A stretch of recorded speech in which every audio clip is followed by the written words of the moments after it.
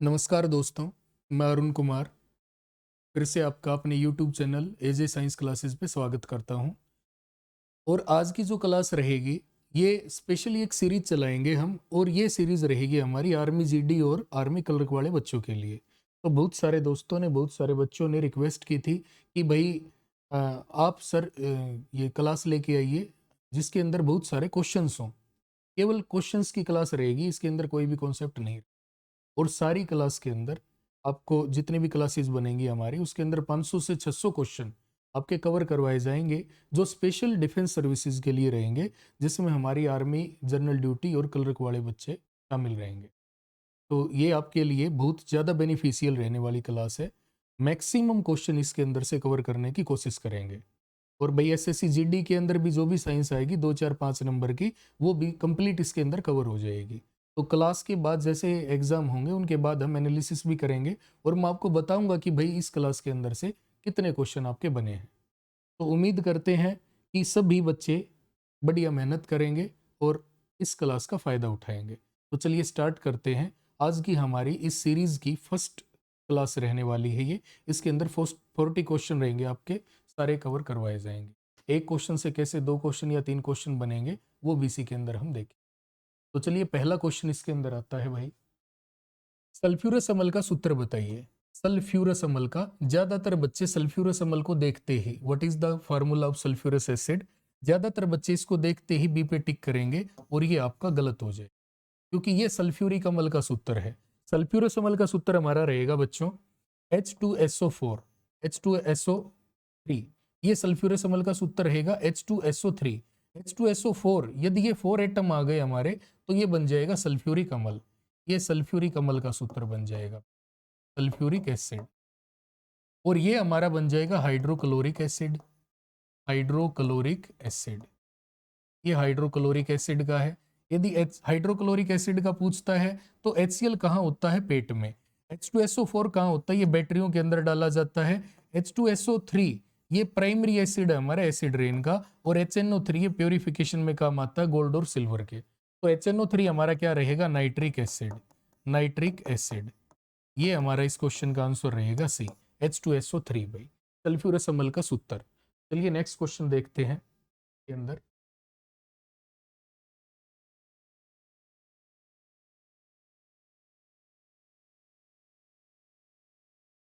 अगला क्वेश्चन आता है, अम्लों का राजा किसे कहते हैं? अम्लों का राजा किसे कहते हैं? Which acid known as king of acids. तो किंग ऑफ एसिड्स किसको कहेंगे भाई? किंग ऑफ एसिड्स हमारा रहेगा H2SO4, सल्फ्यूरिक अम्ल, सल्फ्यूरिक अम्ल। बिल्कुल आसान सा क्वेश्चन है, सल्फ्यूरिक एसिड रहेगा, क्योंकि ये बहुत सारे बड़े पैमाने पर, देखिए ये लार्ज स्केल के ऊपर इंडस्ट्रीज के अंदर यूज होने वाला एसिड है, तो इसलिए इसको बोलते हैं। वही HCl H2SO3 HNO3 मैंने पहले बता दिए हैं।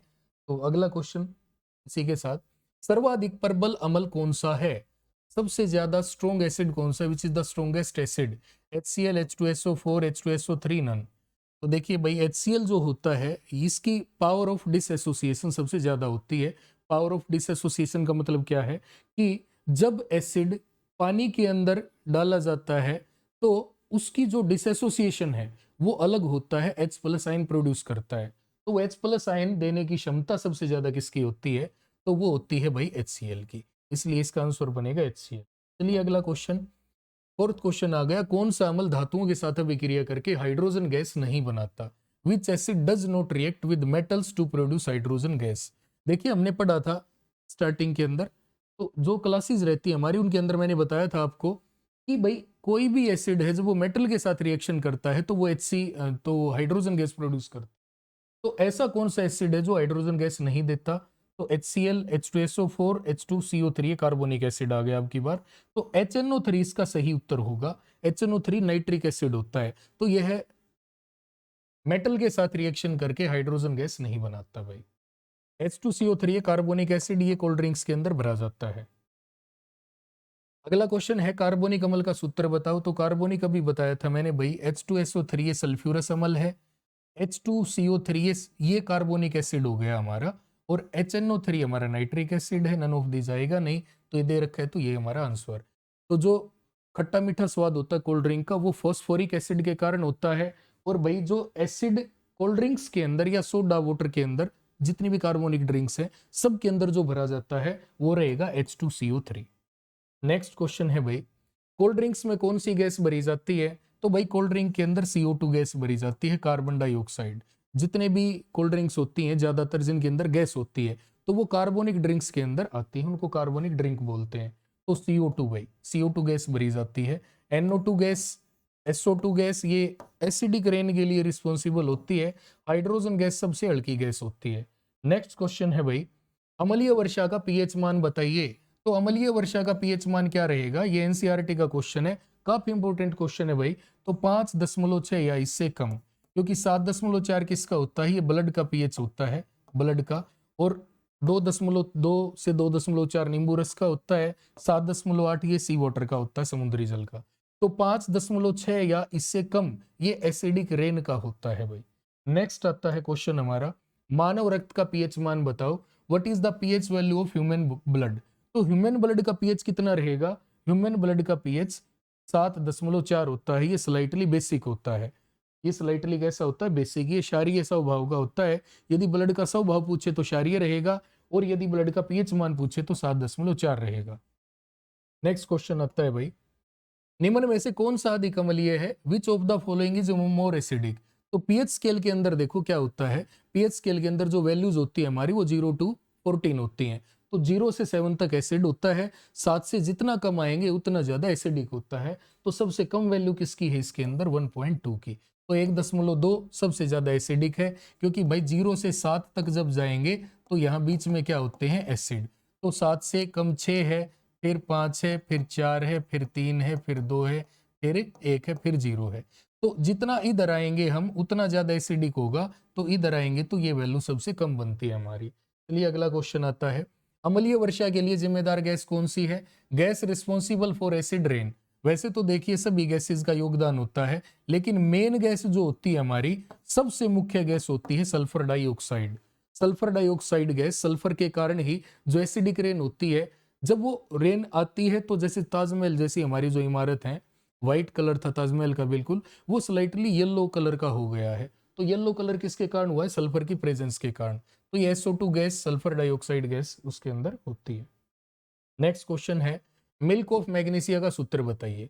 देखिए मिल्क ऑफ मैग्नीशिया क्या है? एक एंटासिड। एंटासिड क्या होते हैं भाई? प्रति अम्ल कारक, जो एसिड के असर को कम करते हैं। जब हमारे पेट के अंदर ज्यादा एसिड बढ़ जाते हैं तो उन एसिड का असर कम करने के लिए हमें एंटासिड लेने पड़ते हैं।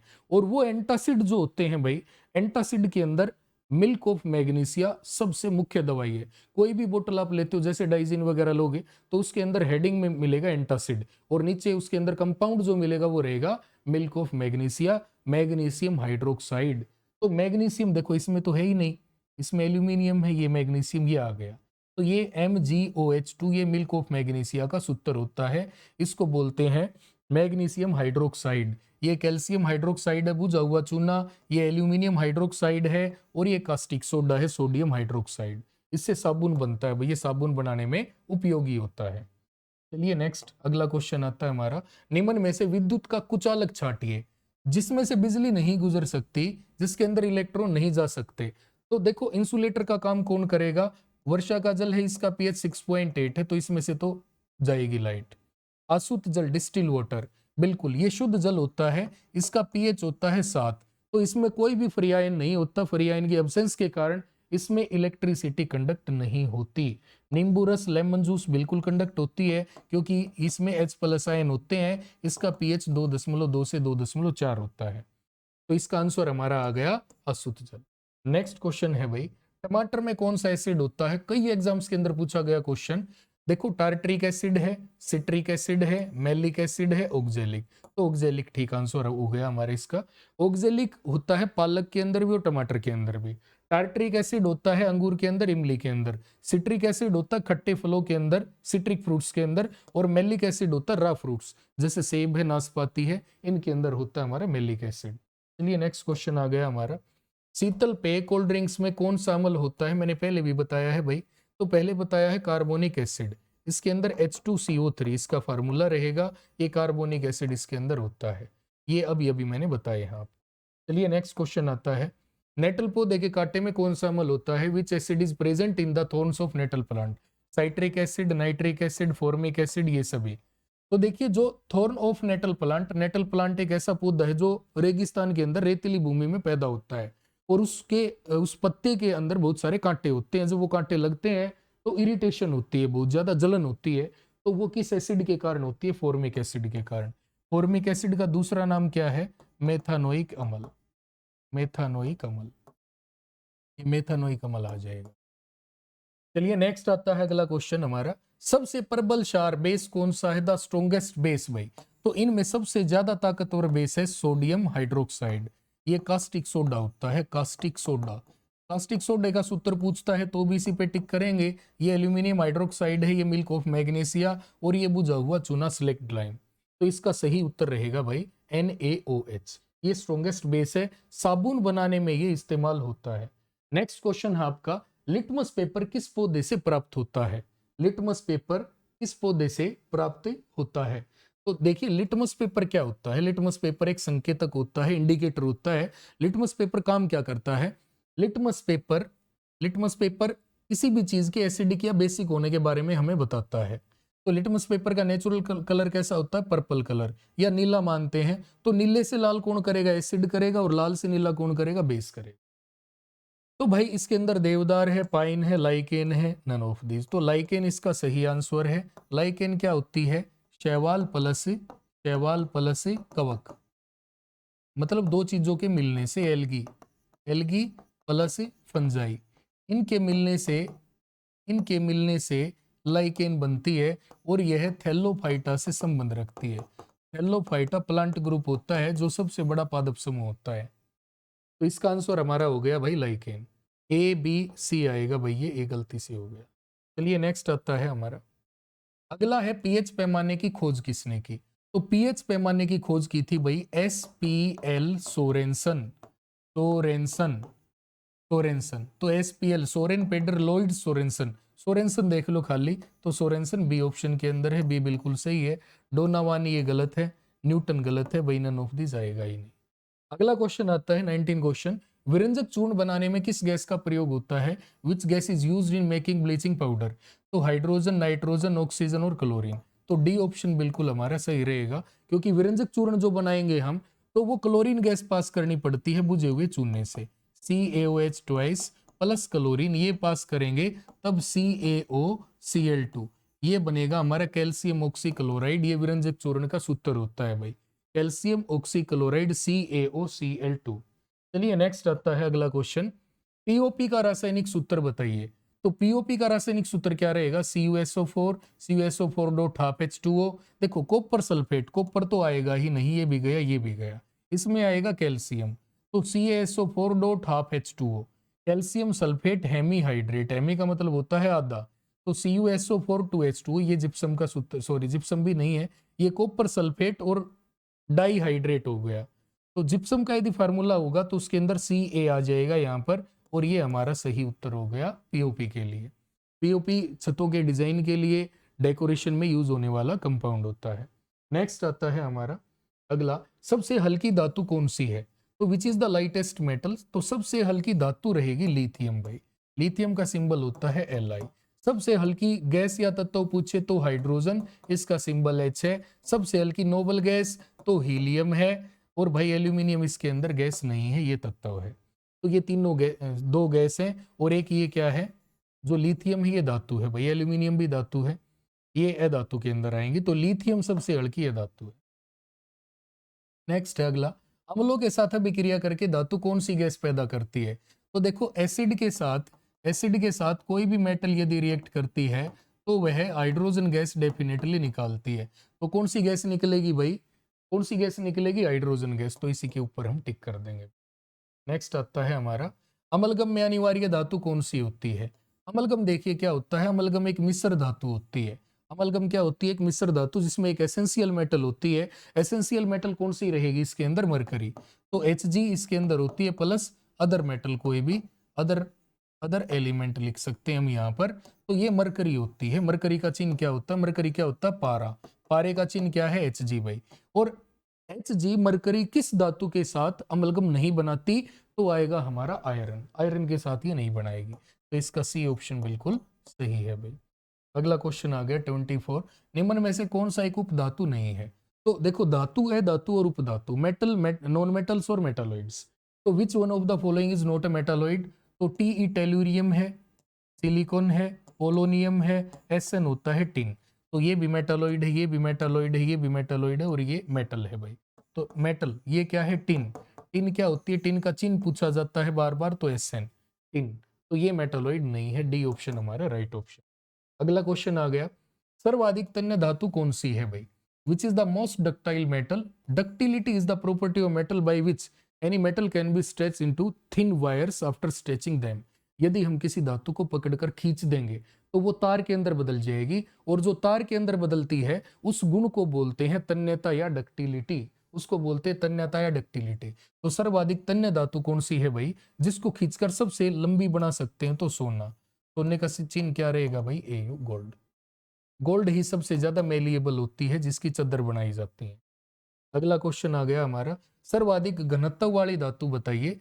तो देखो सबसे ज्यादा घनत्व वाली इनके अंदर है Fe, एल्यूमिनियम, इरिडियम और गोल्ड भाई। तो इसके अंदर आएगी इरिडियम। इरिडियम, इरिडियम ऑप्शन में नहीं हो तो क्या मिलेगा, ओस्मियम। तो इरिडियम ऑप्शन में, तो इसी पे टिक करेंगे। इसकी सबसे ज्यादा घनत्व होता है। घनत्व क्या होता है, मास अपॉन वॉल्यूम भाई, मास अपॉन वॉल्यूम, द्रव्यमान बटे आयतन। अगला क्वेश्चन आ गया, टंगस्टन का चिन्ह बताओ। तो टंगस्टन ये विद्युत बल्ब के अंदर होता है, जो हमारा इलेक्ट्रिक बल्ब होता है ये बल्ब के अंदर होता है भाई। ये हमारा बल्ब है, तो बल्ब के अंदर ये हमारा फिलामेंट होता है। ये फिलामेंट किसका होता है, टंगस्टन का। ये पिघलता नहीं है क्योंकि इसका गलनांक बिंदु उच्च होता है, मेल्टिंग पॉइंट हाई होता है। तो टंगस्टन का चिन्ह होता है डब्लू भाई। वी वेनेडियम का है, ये टेनेसाइन का है और ये टिन का है। तो डब्लू इसका चिन्ह है किसका, टंगस्टन का। अगला क्वेश्चन आता है भाई, सोने की परमाणु संख्या बताइए। सोना, देखो से बनेगा 7, न से बनेगा 9, तो बिल्कुल आसान है, 7 9 देखिए, डी ऑप्शन के अंदर टिक कर दीजिए। अगला क्वेश्चन है, कांसा किसकी मिश्र धातु है। Bronze is an alloy of. तो देखो ब्रोंज जो होती है कांसा, कांसे के अंदर दो चीज मिली होती है, कॉपर प्लस टिन भाई, एसेंस ये चिन्ह होता है। तो कॉपर प्लस टिन ये कांसे के अंदर होती है, और कांसे के अंदर जो कॉपर होता है वो 88% होता है, टिन 12% होती है भाई। कांसा, ब्रोंज मेडल जो बोलते हैं वो वही धातु होती है कांसा। नेक्स्ट देखिए अगला क्वेश्चन, एकमात्र चमकीली धातु का नाम बताओ। तो कॉपर, कॉपर तो धातु है, आयोडीन ये धातु है, टिन धातु है, आयरन भी धातु है, तो क्या बचा, ऑप्शन में एक ही तो नॉन मेटल बची वैसे भी। और ये आयोडीन जो है ये दर्द निवारक बनाने में भी काम आती है, आयोडीन सबसे ज्यादा चमकीली होती है भाई। अगला क्वेश्चन आ गया हमारा, सर्वाधिक विद्युत ऋणात्मक, मोस्ट इलेक्ट्रोनेगेटिव। तो देखो ए धातु पूछा है नॉन मेटल, तो नॉन मेटल कौन सी रहेगी इसके अंदर, फ्लोरीन भाई। फ्लोरीन, इसका एटॉमिक नंबर कितना होता है, 9। ये नियोन गैस है, ये रेडोन गैस है, ये दोनों नोबल गैस होती हैं। नोबल गैस, नोबल गैस 18वें समूह के अंदर आती हैं, ये बताएंगे आपको, पीरियोडिक टेबल वाले क्वेश्चन करवाएंगे तब। और ये है आयोडीन भाई, आयोडीन भी नॉन मेटल है, लेकिन ये इतनी इलेक्ट्रोनेगेटिव नहीं है जितनी ये है। तो बी हमारा राइट आंसर हो गया। 32 क्वेश्चन आ गया, नोबल गैसों का संबंध किस समूह से होता है, अभी बताया था भाई मैंने, 18वें समूह से। जो हमारी पीरियोडिक टेबल होती है वही इस प्रकार से होती है, इसके अंदर 1 और 2 ग्रुप होते हैं, इसमें 3 से 12, इसमें 13 से 18। तो लास्ट वाला जो ग्रुप होता है हमारा, ये 18th ग्रुप नोबल गैसेज का ग्रुप होता है भाई। 18वां समूह किसका होता है, नोबल गैसों का समूह होता है। चलिए नेक्स्ट क्वेश्चन आ गया 33 क्वेश्चन, दर्द निवारक बनाने में किस एलोजन का प्रयोग किया जाता है, which halogen is used in making pain reliever. तो भाई फ्लोरीन, क्लोरीन, आयोडीन और ब्रोमीन भाई। तो आयोडीन इसके अंदर आ जाएगा, इसके अंदर आएगा आयोडीन भाई। क्लोरीन किसके अंदर होता है, स्विमिंग पूल का पानी है उसको साफ करने में, पानी को डिसइंफेक्टेड करने में इसका यूज करते हैं। फ्लोरीन ये सबसे ज्यादा विद्युत ऋणात्मक होती है। ब्रोमीन, ब्रोमीन जो होती है लिक्विड फॉर्म में पाई जाने वाली एकमात्र धातु होती है। Which non metal is found in liquid state at room temperature. तो the only non metal is bromine, ये ब्रोमीन रहेगा भाई, जो कमरे के तापमान पर द्रवावस्था में पाई जाती है। नेक्स्ट क्वेश्चन आता है 34, कमरे के तापमान पर द्रवावस्था में पाई जाने वाली यह धातु का नाम बताओ। देखो अभी बताया था जस्ट मैंने, और वही क्वेश्चन हमारा आ गया क्लोरीन, ब्रोमीन, मरकरी और इनमें से कोई नहीं, तो ब्रोमीन, क्योंकि यहाँ पर ए धातु पूछा है भाई, ज्यादातर बच्चे इसको देखते ही टिक करेंगे मरकरी, क्योंकि पारा उन्होंने पढ़ा है। तो पारा नहीं होता, पारा कब आएगा जब धातु पूछेगा। यहाँ पर यदि मेटल है, धातु है, तो आएगा पारा, अदरवाइज आएगा अपना ब्रोमीन भाई। तो नेक्स्ट क्वेश्चन आता है 35 क्वेश्चन, हथेली के संपर्क में आते ही पिघलने वाली धातु का नाम बताओ। मतलब ऐसी मेटल जो हथेली के संपर्क में यदि हम हाथ पे रखेंगे तो वो मेल्ट हो जाती है हाथ की गर्मी से ही। तो वो कौन सी होती है भाई? तो वो कौन सी होती है? वो होती है गैलियम। गैलियम ये गल जाती है हाथ पर रखते हैं, इसे याद कर लेना। एल्यूमिनियम नहीं पिघलती, मरकरी खुद ही लिक्विड स्टेट में होती है, और ब्रोमीन नॉन मेटल होती है भाई। अगला क्वेश्चन आ गया हमारा, सबसे अधिक अभिक्रियाशील धातु कौन सी है? तो मोस्ट रिएक्टिव मेटल, तो देखिए 10th क्लास के अंदर तो आपको मिलेगा एनसीईआरटी में पोटासियम, लेकिन उससे अलग भी है भाई, पीरियोडिक टेबल जब पढ़ोगे तब समझ में आएगा। तो उसके अंदर हमारा आएगा सीजियम। वैसे सबसे टॉप में होती है फ्रेंसियम, लेकिन सीजियम जो है वो ज्यादा यूज के अंदर आती है। इसका सिंबल क्या रहेगा? CS भाई। सोडियम का सिंबल होता है Na, और पोटासियम का सिंबल होता है K भाई। तो ये हमारा राइट आंसर सीजियम भाई। 37 क्वेश्चन आ गया, इस धातु को मिट्टी के तेल में डुबो कर रखा जाता है, which metal is kept immersed in kerosene oil? तो सोडियम, कैल्शियम, फास्फोरस, लोहा। तो भाई सोडियम, Na। ये तो बिल्कुल आसान सा क्वेश्चन है। इस धातु को तेल में डुबो कर रखा जाता, कौन सा तेल? मिट्टी का तेल, तो क्या आएगा? सोडियम। यदि ये अधातु पूछता है, या ये ऐसा कौन सा एलिमेंट है जो पानी में डुबो कर रखते हैं, तो आ जाएगा फास्फोरस हमारा। ये ध्यान रखना है भाई। अगला क्वेश्चन आ गया 38 क्वेश्चन, विद्युत की सबसे अच्छी चालक धातु कौन सी है? Which metal is the best conductor of electricity? तो सिल्वर भाई। AG silver. इसकी रेसिस्टिविटी सबसे कम होती है। सिल्वर चांदी होती है भाई। चांदी की रेसिस्टिविटी मतलब प्रतिरोधकता सबसे कम होती है। ये गोल्ड का चिन्ह है, ये आयरन का है, और ये कॉपर का है। तो बी हमारा राइट ऑप्शन। 39 क्वेश्चन आ गया, कौन सी धातु गर्म पानी के साथ अभिक्रिया करती है? तो देखिए गर्म पानी के साथ कौन सी धातु अभिक्रिया करेगी भाई? गर्म पानी के साथ, ठंडे पानी के साथ कैल्शियम करती है, एल्यूमिनियम। एल्यूमिनियम भाप के साथ करती है, तो गर्म पानी के साथ magnesium. C option right option भाई। ठंडे पानी के साथ पूछे कैल्शियम, भाप के साथ एल्यूमिनियम, ये none of these. Last question है हमारा आज की सीरीज का भाई, कृत्रिम वर्षा के लिए जिम्मेदार यौगिक बताओ, name the compound responsible for artificial rain भाई। तो AgNO3 ये तो नहीं है, ये है भाई मतदान की स्याही में जब हम वोट डाल के आते तो हमारी उंगली के ऊपर निशान लगाया जाता है कि इनका, वो स्याही किस चीज से बनती है? AgNO3 से, सिल्वर नाइट्रेट से। और कृत्रिम वर्षा के लिए जरूरी क्या है? AgI silver iodide. CuCO3 copper carbonate है, ये संगमरमर का सूत्र होता है भाई। और सॉरी, संगमरमर का नहीं, ये CuCO3, क्योंकि संगमरमर का सूत्र तो हमारा CaCO3 होता है। NaNO3 है सोडियम नाइट्रेट भाई। सोडियम नाइट्रेट को बोलते हैं हम चिल्ली शोरा भी बोलते हैं इसको। तो चलिए आज की क्लास के अंदर हमने 40 क्वेश्चन कवर किए। उम्मीद करता हूँ आपको समझ आएंगे और ये काफ़ी हेल्पफुल रहेंगे। तो इसी प्रकार हम 500 से 600 क्वेश्चन कवर करेंगे। ये आर्मी के लिए सीरीज है स्पेशल। तो भाई वीडियो देखने के लिए सभी बच्चों का धन्यवाद। Thank you.